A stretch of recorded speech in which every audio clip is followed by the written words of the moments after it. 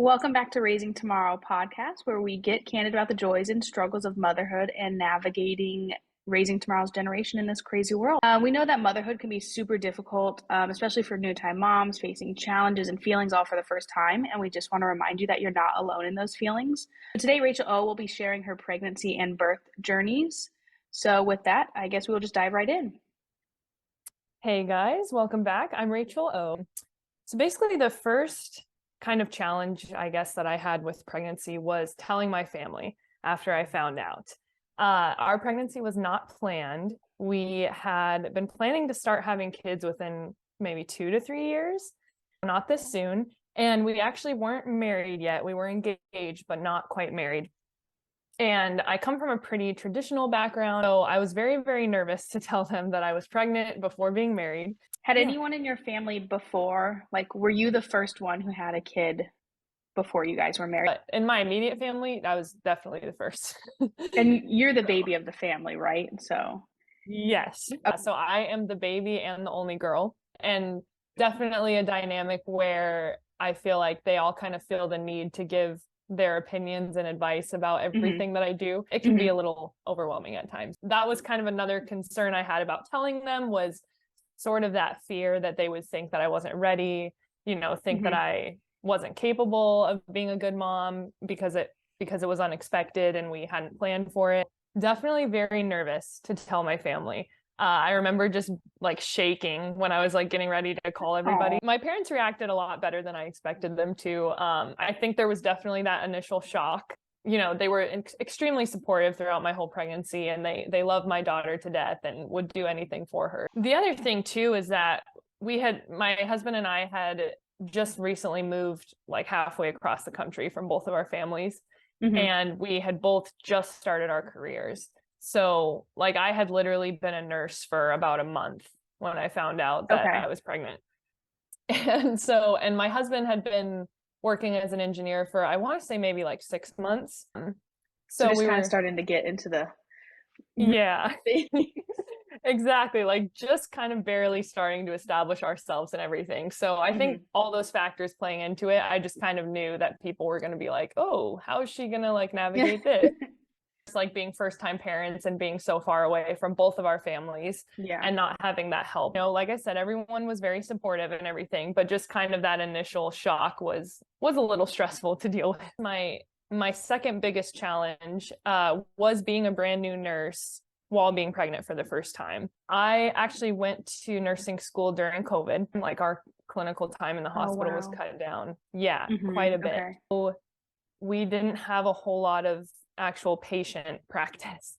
The majority of our skills were practiced on mannequins, which is obviously so much different than an actual person. And all of our professors and instructors, they all kind of warned us that, there's going to be a pretty big learning curve once you guys graduate and get out there, because you haven't had the time that most students have in the hospital. Being a new nurse is just really hard because working conditions for nurses are not great. They just kind of run you ragged.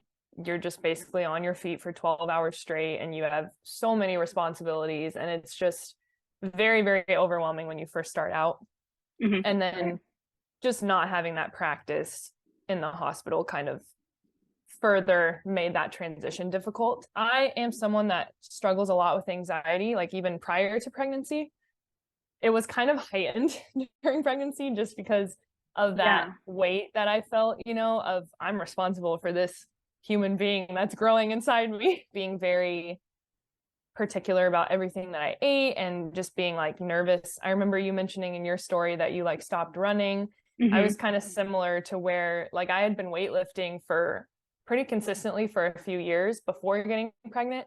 And like once I found out I was pregnant, I was like terrified to weightlift or anything. Which I know now is like perfectly safe as long as like straining yourself too much. But when I first found out, I feel like doctors will be like, yeah, continue what you're doing. It'll be fine. You'll never get over it, the fact in your head that anything you do like affects this growing baby, and it's such a, not a burden, but it's stressful. Yes, 100%. Yeah, so many people told me that it was totally fine to keep working out, and my OB told me the same thing. Like well, what if I fall or something, like what if Mm-hmm. I am doing something and I trip? Kind of wanting to limit those risks as much as possible, I Yeah. guess. But I did end up like starting to weightlift a little bit once I kind of felt more comfortable, but like very light, like nothing compared to what I was doing prior. Mm-hmm. Just the fact that our pregnancy wasn't planned to started out my pregnancy with a lot of anxiety, I guess, Yeah. because I started thinking about the fact that I haven't prepared my body for this at all. I expected that once we like decided to start trying that I would like take a prenatal a couple months Mm-hmm. before, and I would just like really watch what I ate and just be like super careful, like backtracking in my head, like what have I been doing for the last month, what have I been eating. Before you know you're pregnant, there's like alcohol. You probably Yeah. drank while you were pregnant. I mean, I was on my anniversary trip before I knew I was pregnant. Oh my There was gosh. drinking involved. People find out usually 5, 6 weeks at the earliest, right? So there's Right. this whole more than a month of not knowing. um, Exactly. And so that's like a terrifying concept. yeah. I also didn't feel very supported by our management, which I think is pretty common in nursing Mm-hmm. in general. I felt like I really had to advocate for myself as not only a nurse, but a pregnant nurse, because Mm-hmm. they would often like give me patients that I just did not feel comfortable having as someone who was pregnant. Especially Um, during the pandemic, like right, that's exactly. yeah. And at the level of anxiety that I had, I like at the beginning of my shift when I would get assigned my patients, I would go through their charts like just so meticulously, going through every little note that any doctor had written, going through every inch of history that I could find, make sure that there was like nothing that could possibly be harmful to me as someone who was pregnant, Mm-hmm. or that could, possibly be a risk for my baby. And that was just like a huge weight, I guess, just feeling the need to pick apart their charts and just like make sure that this was a safe patient for Yeah. me. Again, part of the reason I felt the need to do that was because I didn't feel supported by management, and I didn't feel like they were really looking out for me. And like when they would give me my patient assignments, the charge nurses and everything, sometimes I would look at these and just be like, what were they thinking that they would give someone who's pregnant this patient? And so that made me feel like I had to do it myself. I had to go through all these patients and make sure they were safe for me, because like no one else was going to do it for me. So was there ever a Um, time where like there was a patient and you're just like, I can't see this person. I need to like switch it to a different nurse, or like, and how did you navigate that? yes, that actually happened many times. Okay. And that was like super anxiety inducing because I have no seniority whatsoever. There's very much an environment in nursing where when you're brand new, they're like kind of looked down upon, and everyone's Yeah, like, you get oh, like it's the the grunt newbie. work, right? Right. So just kind of having that working against me, and then having to like go to the charge nurse and be like, hey, I'm not comfortable with this patient, or hey, can Mm-hmm. we like switch this around? The other nurses sometimes get annoyed with you because now like they have to deal with that patient. Example of one of the times that something like that happened. So there's a thing on a patient's chart where you can flag them for potential for violence, Mm-hmm. and basically meaning they've shown some kind of violent behavior in the past. I would sometimes be assigned patients like that, and I would go to the Okay. charge nurse and be like, do you know why this patient was flagged for potential for Mm-hmm. violence? I will say in their defense, I had heard that a lot of times people would flag patients for that for like dumb reasons. Like Mm-hmm. they yelled at a nurse one time because they were Okay. super frustrated, or so it wasn't Mm-hmm. always like legit they're going to be violent. But you Yeah. just don't know that, because then there were other patients that legitimately kicked nurses and punched nurses and things Yeah. like that. Without knowing the exact situation, you don't really know the level. So anytime that I got a patient that had that flag on them, I would just go to the charge nurse. What do you know about this patient? Do you know if it's a legitimate potential for violence? There was just this sense that every time I went to them, it just very much felt like they thought I was overreacting or thought I was being ridiculous. Maybe I was at times being overly paranoid. That's what I had to do to make myself comfortable and to just reassure myself that the patient was safe. And I'm responsible for this human being growing inside Mm-hmm. me. And if I don't say something and then this patient does do something aggressive towards me, I'm going to feel guilty that I didn't speak up and say, hey, why do I have this patient? I would get a morbidly obese patient that like couldn't do anything for themselves, like Mm-hmm. couldn't move themselves or anything. So I'm like 7 months pregnant and I'm supposed to move this patient. Yeah. Like the charge nurses or the management aren't really thinking these assignments through. Right. And kind of putting me in like a very difficult position. That was kind of just challenging to navigate, especially being a brand new nurse, trying to get used to this new career and learning all these skills, and then just feeling the need to protect myself and advocate for myself. One of my managers had a little meeting with me, and she asked like how long I was planning to work. Mm-hmm. And I told her mid-October, which was about 3 weeks from my due date. Her immediate reaction was to tell me about how she worked up until her due date, and she worked until she went into labor. And that's great. I don't care. This is not your pregnancy. Right. Thank you. Exactly. And apparently she worked on like an orthopedic floor, which basically means that you're having to move patients a lot because they have muscle injuries or bone injuries. It just basically felt like she was just taking an opportunity to brag about how she was so much better, and she just worked on the hardest floor up until she gave birth. And I wanted to be like exactly what you said and just be like, that's fantastic for you, but I didn't ask. That's kind of a common thing among women, where they feel the need to share themselves and their situation. Almost compete. Exactly. And not that I had any pregnancy complications or anything, thankfully, but she didn't know my pregnancy journey or anything. So to say something like that without knowing my situation, I just felt like it was kind of insensitive too. Because what if I had like a legitimate, medical issue during pregnancy that like maybe I mean, obviously she would have known that because I would have had to have a doctor's note and all that stuff. But still, yeah. It just kind of felt like, you don't know like what my struggle has been during this pregnancy. Like, this has been extremely stressful for me. Yeah. Even just the anxiety aspect of it, I feel if you have the time off, FMLA protects you and your job. So if you have that option, why not utilize it? What's the point of pushing your body further than you have to, is kind of the way I see it. Yes, exactly. 100%. And that's how I felt. My husband was working full time, so financially we were able to do it, which again, I'm very, very grateful for. This work environment was not good for me, like pregnancy wise, especially because, and I know we had kind of talked about this with your journey, because anxiety and stress is not good for pregnancy either. Yeah. And it kind of reminded me of what you said about almost feeling guilty that I felt anxious and stressed also, because I knew that wasn't good for the baby. One of my coworkers, one time when I was like super stressed, she was like, don't get worked up. You have to think of the baby. And I'm just like, I know, I'm trying. Yeah. I'm not trying to be worked up. I'm frustrated and I'm running around like a crazy person. And that's why, I don't want to do this up until I give birth. Like, no, thank you. Just kind of a little side note too, I was also working nights, so that probably didn't help either. Yeah, I can imagine, just the odd hours and trying to get your sleep schedule right and getting enough rest. And wow. I like tend to be more of a night person. I stay up super late. So that part wasn't like too crazy, but there were times where it took its toll. Last little part I want to say before we get into like labor and delivery, there's a policy normally with nurses where you only have to get pulled to a different unit that's not the one that you normally work on. And usually it's only, I would say, maybe once or twice a month at the most is like the norm. It's not very often. Well, yeah, this was during the time I was probably like 7-8 months pregnant. And basically our census on our unit was low. So we weren't filling up our unit.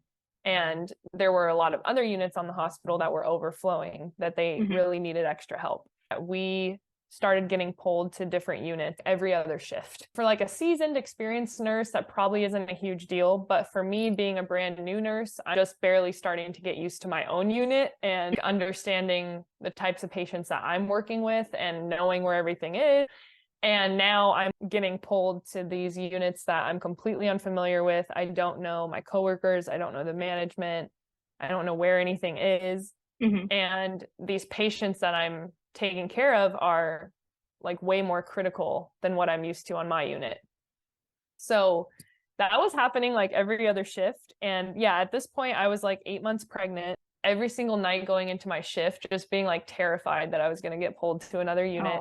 I had also heard all these horror stories when you get pulled to other units, like the other nurses are mean to you because they're like frustrated that you need so much help and that you don't know where anything is. luckily, I will say I had a pretty good experience with that. The nurses that I worked with were really nice and the management was very understanding. I remember one of the first times I got pulled, I pretty much went up to the charge nurse right away. I'm a brand new nurse. I don't have a lot of experience. I'm 8 months pregnant and I'm just gonna do the best. She was amazing. I actually really loved the charge nurse that I worked with on, I won't say like the specific unit, but so I had a good experience as far as that went, but that just kind of, again, added to the stress. Yeah, definitely. I can understand why. Yeah. So that was like the biggest challenge, I think, just kind of navigating this brand new career while being pregnant for the first time. But I think that's really the gist of my pregnancy. I feel very lucky and grateful that I didn't really have any like major complications. The biggest thing was just trying to manage stress. Yeah. And I think a lot of women, and especially first time, if you're pregnant for the first time, like, there's so many rules to look up and like what you can and can't eat. And right. It's just, I feel like it's a lot to manage. And there's a lot to be anxious and stressed about and nervous about. You just want everything to be okay. And you're trying to do everything in your power to make sure you and the baby are healthy. And it's just a lot of weight on the moms as opposed to your partner who like kind of just gets to not do anything. Yeah. No kidding. Yeah. I would pretty much look at every ingredient on every label of everything I ate. And if there was anything that I was unfamiliar with, I would be looking it up. Is this okay during pregnancy? I did get a lot of like heckling from my family about that because I think they kind of felt like I was being, overly paranoid. I just kind of had to do what I was comfortable with. Instead that they probably wanted me to feel like I didn't need to be that, paranoid and stuff. But I knew that like if I wasn't, that I was going to feel guilty about it. So yeah, for sure. I had to just do it anyway, Yeah. I guess we'll kind of move into my labor and delivery. I actually went into labor about 5 days before I was due. And I was very surprised about that. I remember you saying the same thing, that you expected to go past your due date. Yeah. Everyone in my family who had been pregnant at some point went past their due date for their first baby. Okay. And my mom actually went past her due date for all three of us and had to be induced and everything for all three of us. So I just expected that to happen for me. I was like, I'm going to have to be induced. Right. I'm going to be like so antsy because she's going to come super late. But actually at my last checkup before I went into labor, the doctor did mention that she might have to induce me because my fluid was starting to get a little low for comfort. Yeah, my amniotic fluid. At my next appointment, if it was any lower, she was going to induce me. So, and as far as positioning went and everything, like, was she in the correct position and you were like, were you dilated at all or anything at those last few appointments? I wasn't dilated at all. She was in the correct position. Yeah, she was head down and everything. I ended up going into labor naturally before my next appointment. So very surprised, did not expect that to happen. Basically, I labored for about like almost 2 days at home. Oh my God. No, thank you. It was definitely a long journey, but the first day was like pretty mild, very early stages. It was a Saturday night when everything kind of first went down. Kind of the first thing that happened was my husband and I were sitting on the couch watching a show, and baby girl was going crazy, like just moving around more than I'd ever felt before, just nonstop for like an hour straight. Oh my gosh. And yeah, it was really weird. It was kind of freaking me out. And some of her movements were kind of like painful for me too. Like she was kind of kicking me down there, if you know what I mean. Yeah. I was just like, what is going on? Like, why is she so hyper? Someone with crazy anxiety. I'm going on the internet and I'm like, is it possible for a baby to move too much? And one of the things I read said that it could potentially mean that they're in distress. So of course I'm like starting to freak out and maybe we need to go in. I don't know. And my husband, it was really sweet. He just starts throwing stuff in a suitcase because we like didn't have our bags packed yet or anything. And he just like starts putting stuff in the suitcase. He's like, all right, let's go. And I was like, okay, well, let's like at least call, the on-call doctor first before we like start panicking and stuff. So we called the on-call doctor and they basically told me that there wasn't really any such thing as like too much movement, which I thought was kind of weird based off of what I read, but the internet You're lies like, sometimes. okay. Yeah. She was basically like, oh, if you ate anything that had caffeine in it, she might just be hyper or whatever. We were like, okay, well, we'll just keep an eye on things. And then everything ended up being fine. It wasn't until the next morning. So this is now Sunday morning. I started, like, when I woke up, I started having just very mild period like cramps. Mhm. And again, totally manageable, nothing crazy. I had like talked to my mom on the phone and she was like, that's like early signs of labor, right? So we were kind of starting to get excited, but I also knew that it was still probably going to be a while. Heard all these stories of like when you're having your first baby, it takes a really long time to move along. I ended up like doing a workout later that day, just like some light movement to kind of was just hoping to get things moving along. Mhm. And then that next night, so this is Sunday night now, the cramps got a lot worse and pretty much kept me up all night. Like I did not sleep the next night at all. So we ended up calling the on-call doctor again the next morning just to kind of like tell them what was going on and if we should like when we should come in. It's our first time doing this. This was a different on-call doctor, but he was basically like, no, it's still probably going to be a while. If you go to the hospital, they're probably going to just send you home. So he was like, I would just recommend laboring at home for a while. What were they wanting you to wait for? Like for them to be closer together or stronger or? Yeah, because I honestly don't remember exactly how far apart they were at that point. But I think they were still pretty far apart and they weren't like unmanageable or anything. I kind of figured that it would probably be a while longer, so I was okay with waiting at home because I also like really didn't want to go and then get turned away. Yeah. To make the trip over there, get all excited, and then they're just like, no, Turn go back around and home. go home. Yeah. Yeah. So I kind of wanted to make sure that it was time. The whole day, I just kind of kept keeping track of how far apart my contractions were. I ate some food. I know once I get to the hospital, I'm not going to be able to eat. So I was like, I want to get some food in me. I didn't know that. I didn't Really? know that was a thing. So I got Oh there and I was no. just starving. But anyway. Oh no. See, that's awful, especially because you're about to do some hard work and then you have like nothing in your body. Right. That's horrible. Yeah. I was like determined to eat something because I was like, I can't deal, like I'll be hangry and I'll just be exhausted if I'm not eating anything. I think I got Chick-fil-A, I'm pretty sure. Good choice. Right. I think I got my days confused though, because it actually should have been Monday by now. When she was moving like crazy and everything, that was Saturday night. And then it was Sunday night that I didn't sleep at all and the cramps started getting worse. And then, okay, so now it's Monday.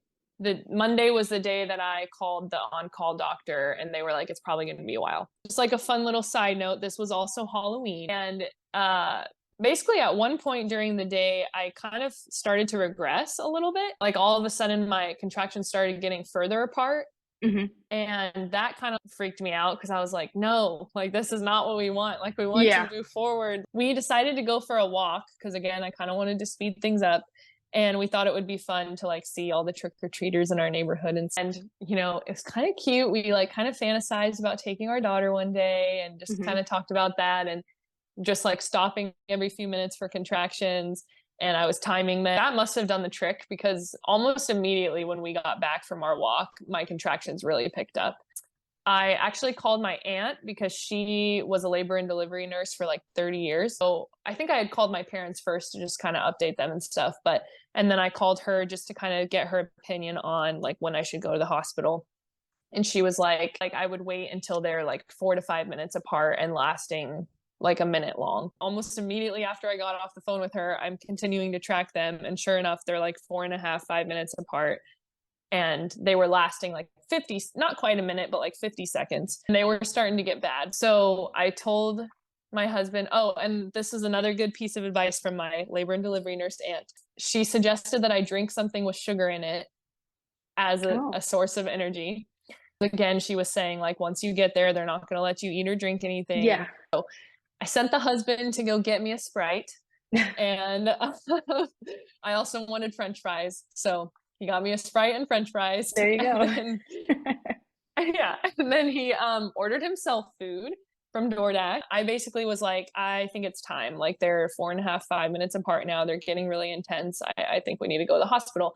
And in true husband fashion, he's like, well, can I eat my food first? Yeah. Classic. And I'm like, right? yeah. I'm like, yeah, it's fine. Go Like ahead. it's Enjoy.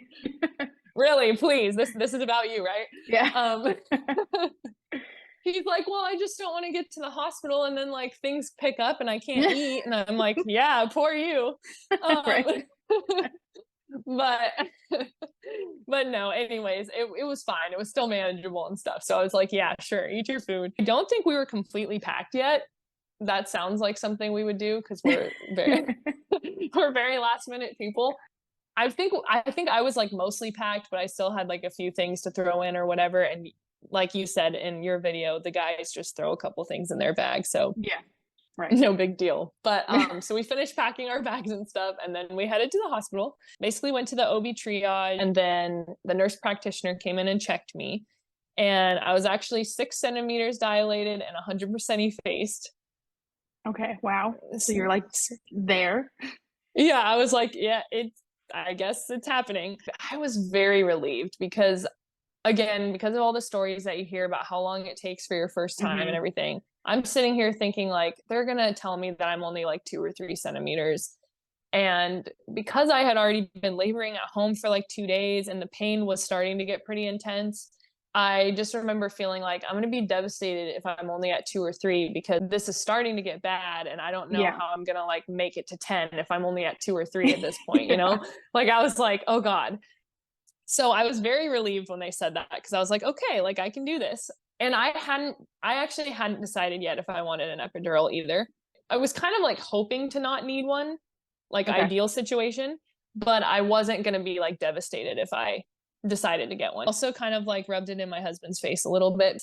When we decided to go to the hospital, he was still like pretty skeptical. Like he was like, I don't know, like the doctor told you it was still going to be a while. Like we don't want to go and like get sent home.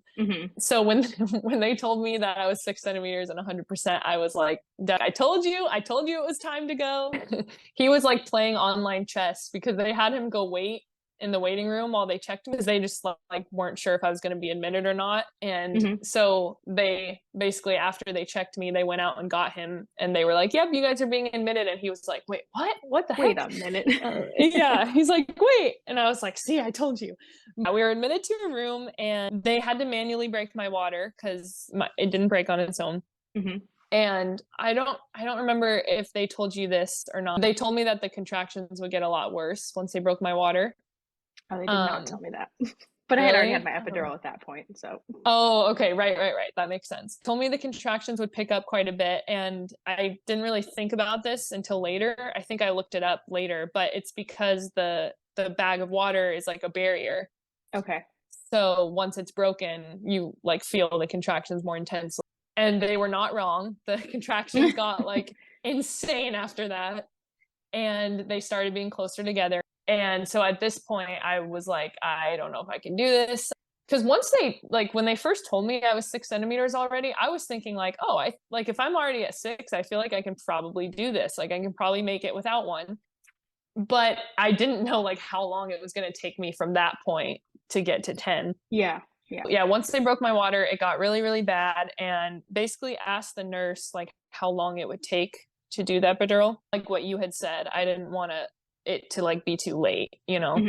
She basically just explained that it just depends on how many patients the anesthesiologist already has lined up for one. We got to call them and let them know. My husband and I talked about it and I was like, yeah, let's do it because this is going to get way worse. And then they checked me again after I got the epidural and I was 9.5. Oh, wow. Okay. Yeah. So at first I was kind of bummed because I was like, oh man, if I'd have known that I was going to be 9.5 already, like maybe I wouldn't have gotten one, you know, because maybe I could have made it through. But little did I know, it took hours for me to get from 9.5 to 10. Oh, really? That last half centimeter? Yeah, which is crazy. I think from the time that they checked me and I was 9.5 to the time that she was actually born, I want to say it was like maybe 3 hours. Okay. Wow. So then I was like happy that I got that epidural. Yeah. I was like, there's absolutely no way that I could have done that for 3 more hours. How were you like energy wise? You'd been laboring for close to 3 days at this point. Were you tired or did that last meal help you or? So once they checked me and I was 9.5, they were like, okay, we're going to come back in like 15 minutes and start practicing pushing. This was the only complaint that I had about my nurses because they were fantastic otherwise. They didn't come back for like an hour, maybe an hour and a half. Yeah. Okay. And I was starting to get very tired at this point. I hadn't slept the night before because of the contractions. And then at this point, I want to say it was like, it might have been like 2 or 3 a.m. at this point. Okay. Oh yeah, because I forgot to mention that when we got to the hospital, it was like 9 p.m. Yeah, I was starting to lose stamina and I like felt like falling asleep because, I had the epidural. So I was like very relaxed, and I was like, they need to get me pushing because I'm getting tired. We called the nurses and I still don't know what happened, like why they took so long to come back. They never, I don't know if they just forgot that they told me that or something because they never like explained like that. I expected when they came back for them to be like, oh, sorry, this happened. And we weren't able to get back to you, but no, nothing, but it's fine. They were, like I said, they were like fantastic other than that. So they finally came back in and that's when we started pushing. So her head was down. She was in the proper position, and I still don't fully understand what the doctor meant. And I obviously couldn't see it myself, but apparently her face was like facing a weird way. And was she like sunny side up? Maybe. I don't fully know. She acted like it was like some weird thing, but basically she had to, and hopefully this isn't like too graphic or anything, but basically go inside me and tried to move her. My husband was watching the whole thing, which, little side note, I'm very, very proud of him because he like tends he tends to be like squeamish person. He like doesn't like blood and he like hates getting his blood drawn and needles and stuff. So I did not expect him like to watch. I thought he would be like at my head the whole time and stuff. And I kept telling him, I was like, you can come up here, like you don't have to, like it's okay, I won't be offended. And he was like, no. He was it was really cute. He was like, no, you're pushing yourself and you're like being strong right now, so I have to be strong too. And so he watched the whole thing.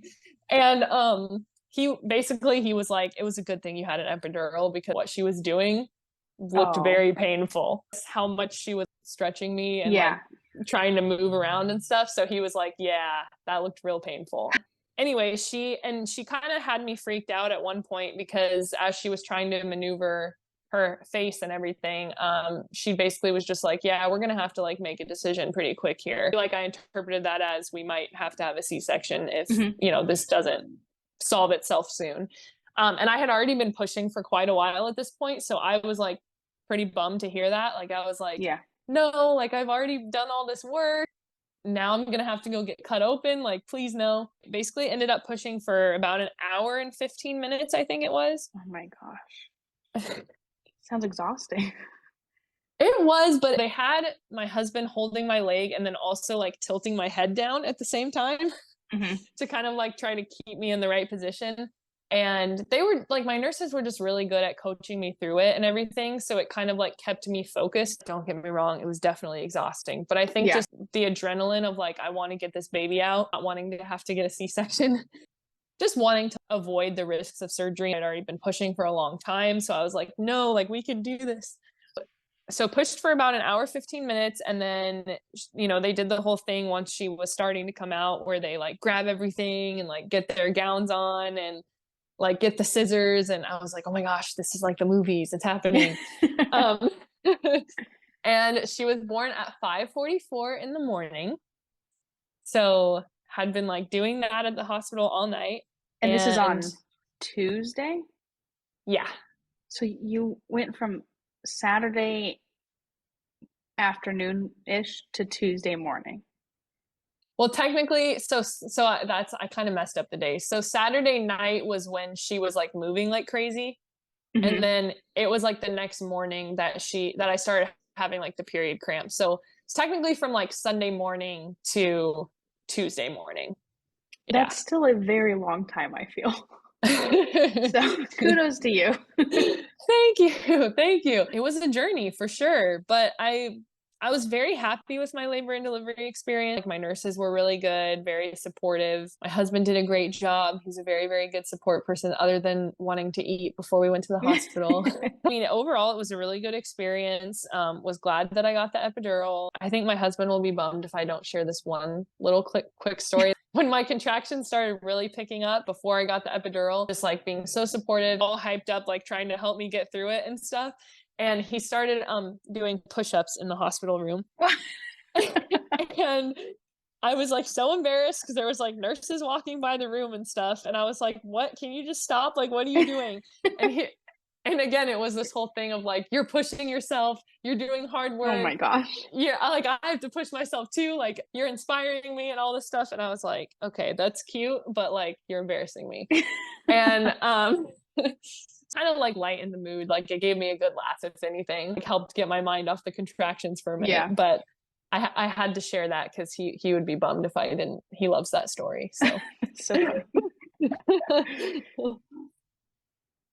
very grateful for my doctor and the nurses, and I'm very glad that she was able to get my daughter in the right position so that I didn't have to have a C-section. And obviously love my daughter to death. Definitely had tears when she came out, and it was very surreal. I don't know if you experienced this at all, but it took me a while to like connect that this was the baby that was in my stomach. I still haven't connected it. I'm like, right? That's the thing that was kicking me. What do you mean? No, it's so weird, right? Yeah. Like, you would think that we would know the baby because inside us for 9 months. Yeah. Well, first I want to say thank you for sharing your story and being vulnerable, kind of walking us through your journeys. Absolutely. Be sure to follow us on our social medias.